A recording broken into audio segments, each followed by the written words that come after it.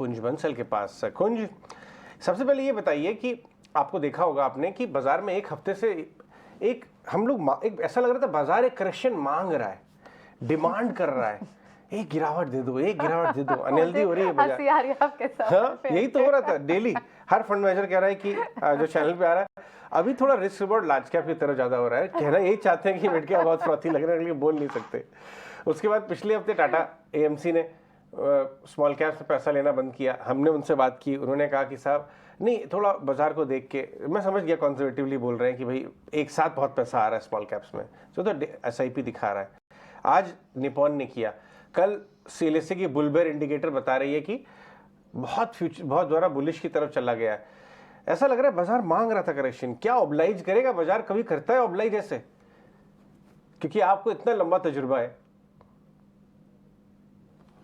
जी, तो कुछ चीजें कि एक तो शॉर्ट टर्म में हम सभी जानते हैं कि बाजार को प्रेडिक्ट करना मुश्किल होता है। दूसरी बात यह है कि जब आप बाजार में फुल्ली इन्वेस्टेड नहीं होते हैं और बाजार सडनली चल जाता है और बाजार आपको हमेशा बताए बिना चलता है, तो फिर आप एक विशफुल मोड में आ जाते हैं कि भाई करेक्शन आ जाए, भाई करेक्शन आ जाए। तो मुझे पता नहीं कि ये वो विश थी या ये वो फंडामेंटल बेसिस पे असेसमेंट था। फंडामेंटल बेसिस पे असेसमेंट मैं जरूर कर सकता हूँ, विश का तो मुझे पता नहीं। तो फंडामेंटल बेसिस पे हम असेसमेंट करें तो अक्टूबर 2021 में निफ्टी था करीब 18,500 और वहां से कल का हाई का लेवल हम 19,400 या इंट्राडे का 19,500 लें तो मुश्किल से 6-6.5% का रिटर्न 20 महीने में बाजार ने दिया है। और उस 20 महीने में निफ्टी में अगर हम फंडामेंटल बेसिस पे ही रहें फॉर द मोमेंट और बात करें तो FY22 से FY23 में निफ्टी की ईपीएस कंजर्वेटिवली 10% ग्रोथ दिया है, थोड़ी सी उससे ज्यादा ही है। और अगर टोटल 20 महीने का पीरियड लेंगे तो ऑब्वियसली 10% से ज्यादा हो जाएगा। कुछ भी कह सकते हैं हम नंबर 13 से 15%। उस अर्निंग्स ग्रोथ के सामने बाजार का खाली 6% चलना कहीं ना कहीं ये इंडिकेशन था कि मीडियम टर्म में हमेशा हम सभी जानते हैं कि बाजार फंडामेंटल से कैचअप कर लेता है।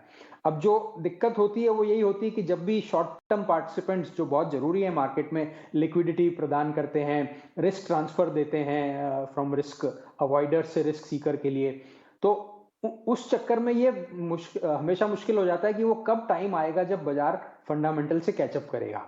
पिछले 10 दिन में ये हुआ, कैचअप हो गया। अब ठीक है, इतना बाजार चलने के बाद जैसा मैंने कहा कि अगर आप फुल्ली इन्वेस्टेड नहीं थे तो आपको लगता है कि एक बार नीचे आ जाए तो हम पैसा डाल दें, बट उसमें जो दूसरी चीज हमेशा होती है, फिर जब नीचे आने लगता है तो हम फिर सोचते हैं कि अच्छा अब तो चलो गिरना शुरू हो गया, देखें कहां तक गिरता है। तो देखते हैं क्या होता है। ठीक है, ये बताइए कि कौन से इलाकों में आपको अपॉर्चुनिटी दिख रही है कि यहाँ से 5-10-15% अगर घटता है तो आप राह देख रहे हैं कि भाई और कंफर्टेबल जोन में आ जाएगा? कुछ एरियाज बताइए। तो अगेन उनको ढूंढने के लिए थोड़ा सा मैं नंबर्स अपने व्यूअर्स, आपके व्यूअर्स के लिए बता दूं और वही हमको हेल्प भी करेंगे इस एनालिसिस को करने में।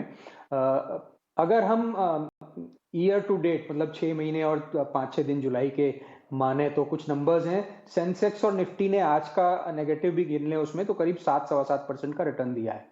उसके सामने मिड कैप और स्मॉल कैप में फाइनली पार्टिसिपेशन आया था तो उन्होंने 12 से 15% का रिटर्न दिया है। जस्ट एक रेफरेंस के लिए बता दूं कि इसी सेम करीब 6-6.25 महीने के पीरियड में नेस्डेक ने 30% का रिटर्न दिया है, हालांकि डॉ और S&P ने उतना नहीं दिया है।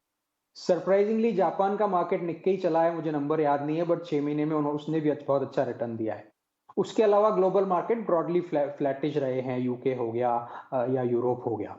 इंडिया पे वापस आते हुए इस 7% निफ्टी और सेंसेक्स के रिटर्न में करीब 24% रिटर्न कैपिटल गुड्स का था, करीब 21% ऑटोमोबाइल का था। सरप्राइजिंगली लो बीटा सेक्टर्स ने भी अच्छा परफॉर्म किया। एफएमसीजी का करीब 12-13% रिटर्न था। फार्मा का बहुत टाइम बाद पार्टिसिपेशन आया, करीब 10% का रिटर्न था। अंडर परफॉर्मेंस थी बैंकिंग में, पब्लिक सेक्टर बैंकिंग में, मेटल्स में, ऑयल्स में, ऑफ कोर्स आईटी में।